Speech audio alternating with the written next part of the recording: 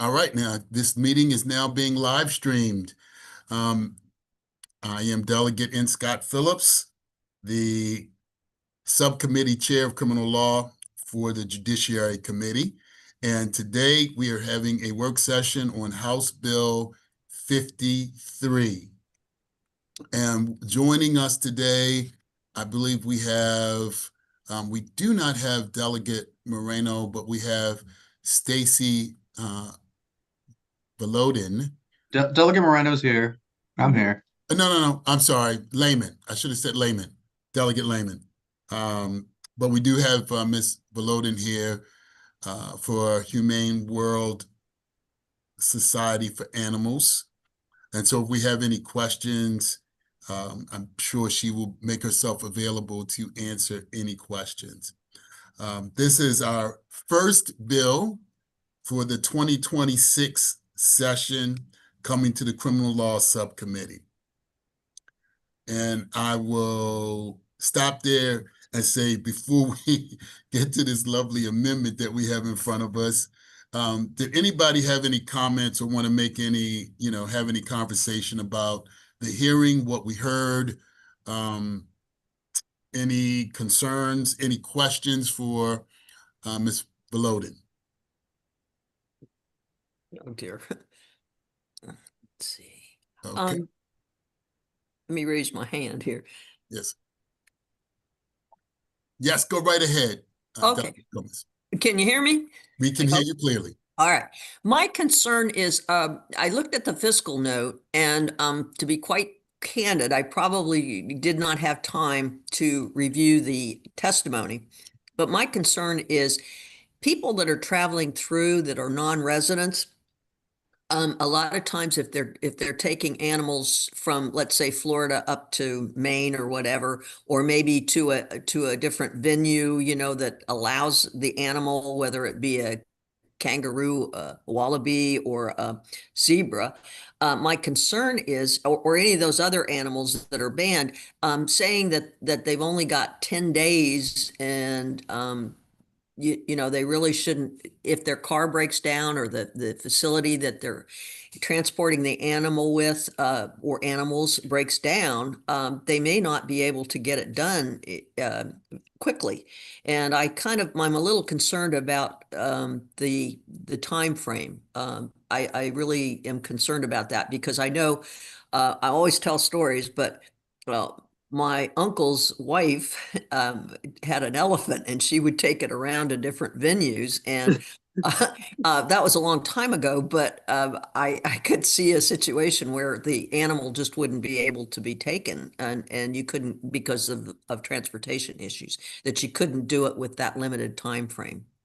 So that I think it ought to be more flexible, or there ought to be an exception to that 48 hours or whatever that they have in the bill. Okay. All right. Any other concern? So we can move forward if there's an amendment. Yeah, I'm happy to present my amendment and my justification if you guys are ready. Go right ahead. Okay, so if you guys look in your email, you'll see it's a very simple amendment. It just removes the word zebra. I thought it was the easiest way to get at what I think is an actual issue. There's a pretty big community of people that I learned recently that actually not only own zebras, but also have hybrids where it's a zebra that has mated with like a pony or with a horse. And so it's actually a much larger community, and the animals appear to be basically just horses with stripes. Obviously, if you just got them off of a boat and brought them in, they'd be totally undomesticated. But to me, in doing research into people that own these animals, it's just a horse with stripes. So I feel weird and not good about banning the ownership of animals that I think pose a very similar public risk. Now, the wallabies and the kangaroos, I think, is a totally other planet. Nobody should be owning those things. Kangaroos specifically can be extremely dangerous. I don't think that horses, ponies, or zebras are really that different from each other in terms of an issue if they escape or containment. Any herd of horses that gets out is problematic no matter where. I'm probably maybe Susan has this happen, but I'm probably the only person who has had this happen many times where neighbors, herds of horses or cattle, et cetera, have gotten out. And it can take a significant period of time for anybody to collect a whole herd of animals again. I don't see any actual difference other than the stripes for zebras, or they call them zorses if they're mixed with a horse. So I just don't know why we would ban something that the containment process would look essentially the same as the animals that we already have here very commonly. And I would hate to criminalize people. I'm imagining if a family has one of these creatures in their menagerie and they move to a farm in Maryland, they have to euthanize it, get rid of it somehow before they move here, because there's nothing in here that that protects folks who are, coming into the state from out of state who already own these, which are mostly probably kept as pets essentially. So I don't like banning people's like reasonable pet ownership if there's no increased risk to the public. So that's my amendment. That's why I brought it forward. Is Ms. Volodin still on? don't I see- am. I Okay. am, Chair. Hi. Hi, how are you? I don't I'm know why I don't great. see you, but okay, go right ahead. Sure. Thank you so much for having me today. So regarding zebras, I really appreciate the thought that went into this. I know there's a lot of concern and question, but zebras are not horses with stripes. I know that we all probably think that, and going into this, I basically thought that. But horses have been domesticated over centuries. Zebras have not. So I think anyone that knows horses knows that they can be kind of scaredy cats in and of themselves. Now amplify that with zebras because their fight or flight response is so much more significant, and it simply they haven't been domesticated in any form or way. So these zebras that people do purchase and do have are as close to what you would see running in their natural habitat as imaginable, quite frankly. There are zebra breeders within the United States, but there hasn't been enough time to truly get these animals domesticated. So then when they have the fight or flight responses, and any horse or zebra is strong enough to bust through many barriers that we as humans think would keep them safe. When they bust through that, it's an entirely different set of circumstances when then Department of Natural Resources, Animal Services are trying to contain them. They simply don't have the training to navigate trying to contain the zebra, which former director of Prince George's Animal Services did discuss during her oral testimony on the day of the hearing. So you've kind of heard why zebras were included. Sounds like it's a little different than simple horse breeding. Mr. Chair, can I ask a question? Sure. Thank you. One thing that was noted and was not mentioned by Ms. Volodin is if there is interbreeding with zebras, would those animals be included in this ban, or because they have horse in them, they might not be?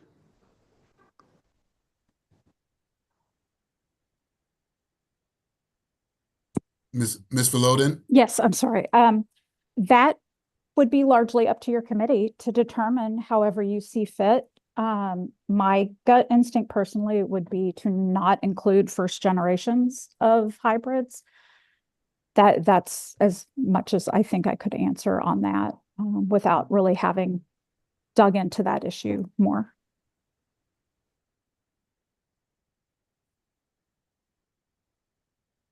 Can I comment again? Sure. Mr. Chair. Thank you, Mr. Chair.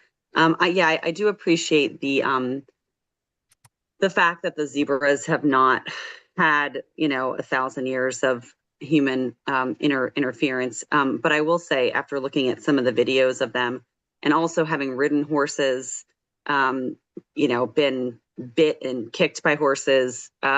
Depending on there's so much that goes into animal temperament.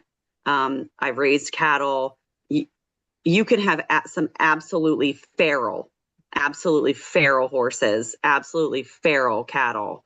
You know, I had a very friendly bull. I've raised him on a bottle since he was a baby. It's different, right? But if I didn't, and he was just in a large herd and I bought him, he could be an absolute menace, So while I understand the theory behind that, I don't know if that is really worth risking banning something that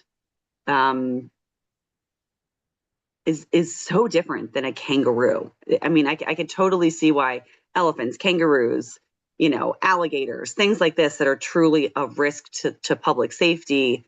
You know, I mean, like deer, our state is covered in deer. They're all over the sides of the road. You know what I mean?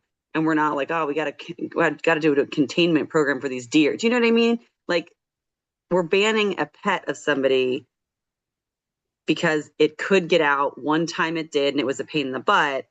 It seems like a little bit aggressive, given the fact that there's actually thousands of people who own these animals all over the U.S. So as the bill is written, it does not talk about hybrids. It specifically says zebras. And so the interpretation in my mind would not be a hybrid, it would be a zebra. Zebras, kangaroos, walruses, and wallabies would be added to the list. And what I heard from Ms. Voloden is that zebras are significantly different than domesticated horses, and that's developed over time. So I don't think this isn't a really complex. We overreact, then we can self-correct, might be, you know, some time from now. But it sounds like this has become a bigger issue over time, and these animals have become, and I think one of the concerns was we have a facility or someone here in Maryland who's beginning to breed. So that becomes problematic, right? So, Mr. Chair, with the assuming that you are correct that hybrids are just not included in this bill, and so that at least absolves some issue, I would move favorable in the bill as originally introduced. All right, we've got a favorable motion on the bill. Is there a second? Second, Delegate Moreno. Second was from Delegate Moreno. I think Delegate McComas might have her hand up. I can't tell because she had her hand up from before. I don't Oh, okay. Yeah, that was. Oh, actually, if you can hear me, no, I wanted to ask the question. Oh, sure. I'm sorry, Delegate No, McComas. a second bite at the apple. I think Delegate McComas, I'm confused because I think you have your picture. Switching. Yeah, you're not on camera, but you look like you're on camera. So go right ahead, Delegate McComas. I apologize.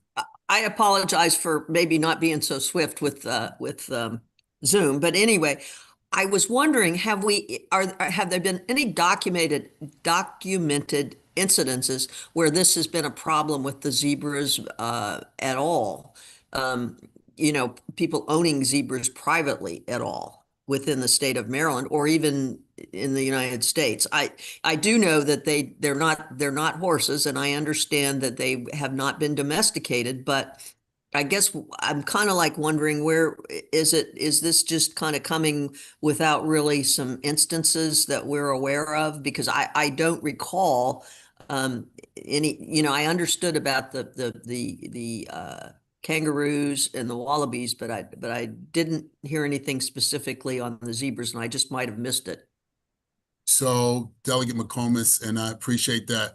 We actually have a motion on the floor with a second, a motion from Delegate Cardin with a second from Delegate Moreno.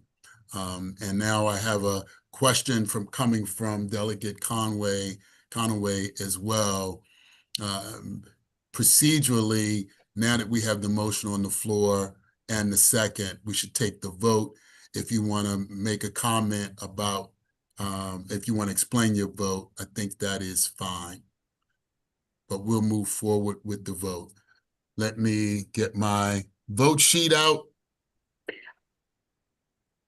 And I will go down. I think once you've moved the bill, actually, that's when discussion on, once you've moved the bill, that's when you have discussion on the bill. Okay, fair Yeah, enough. that's, So, yeah, that's typically how it works. No, good point. Thank you, Delegate Archon. Keeping me straight on my first hearing. Delegate McComas, the question that you asked, I don't know that we have a good answer to that. Maybe Ms. Volodin, I will, normally I wouldn't open it up for Ms. Volodin, but I'll open it back up for Ms. Volodin to make any comments specifically about the zebras. Thank you, Chair Phillips. So yes, the impetus of this bill was an escape of zebras in Prince George's County. So in 2021, there was and is a person who breeds zebras in the county. And his zebras got loose. Again, he was someone who thought that he had the facilities to contain those zebras. Four that we know of got loose. It is still undetermined if there is not other zebras running through the county, which we can assume probably not. But at the time, 4 zebras got loose. It made national news.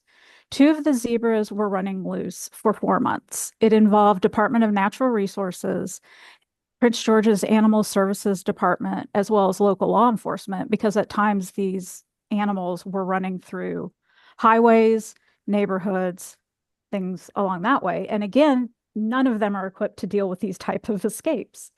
So unfortunately, the other 2 zebras were killed. One was caught in a legal snare trap very near the property, and another was killed in an undetermined way. The breeder of the zebras advised that the animal was deceased and promptly buried it without giving us much, I shouldn't say us, without giving law enforcement much detail about the horse, or I'm sorry, about the zebra. My mistake, please forgive me. But that zebra was then taken for necropsy by the state. But this highlights the 4 months of trying to catch this animal, highlights how hard it is. The appendix to my written testimony that you can access has a list of incidents regarding the animals listed in this bill that have occurred from, I believe it's 2020 until 2025. It may be 2021, but the list is extensive. And what you'll see over time is that these incidents are happening more and more and more frequently, not even fairly plateaued over time. So they are outside of the state at times, but again, we can confirm the person that had been breeding is still breeding of some sort of nature regarding those animals in Prince George's. And as I discussed in my oral testimony, we do have kangaroo breeders within the state of Maryland and kangaroo pets. And I just want to highlight that these animals that are owned currently for private possession are absolutely grandfathered in currently. Thank you, Ms. Volodin. Mr. Delegate Conaway. Yes, I was wondering, did we have a motion on the amendment? Or we No, just, we have a motion on the bill. There's so no we motion on so the we bill. didn't consider the amendment? That is correct. All right, thank you.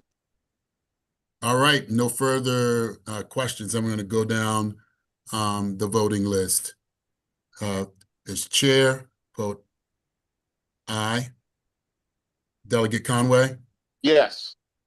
Delegate Woods, Aye. Delegate Cardin, Yes. Delegate Moreno, Yes. Delegate Embry, Yes. Delegate Congolo, Delegate Archon, No.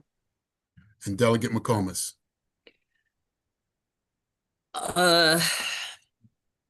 No.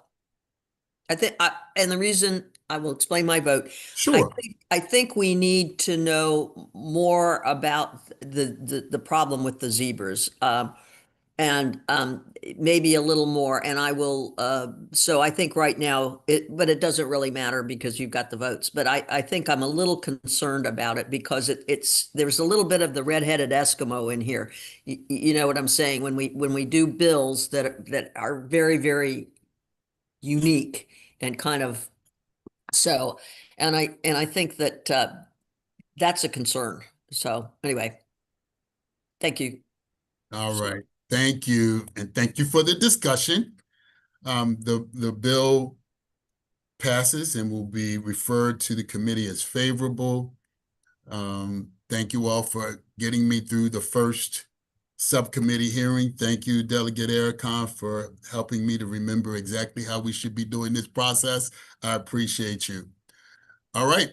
Well, Delegate McComas, you can now go have lunch. Okay, thank you. All right. Thank you all very much. Any questions, you all can reach back with me, but we will report this out to the full committee. Congratulations on your first subcommittee hearing, sir. Thank Well you. done. You did great. You didn't fold under pressure. Yeah, no pleasure. All right. Thank you, guys. It was just animalistic to me, you know? I love it. I love it. All right, y'all. We saving the wallabies. Thank you. All right.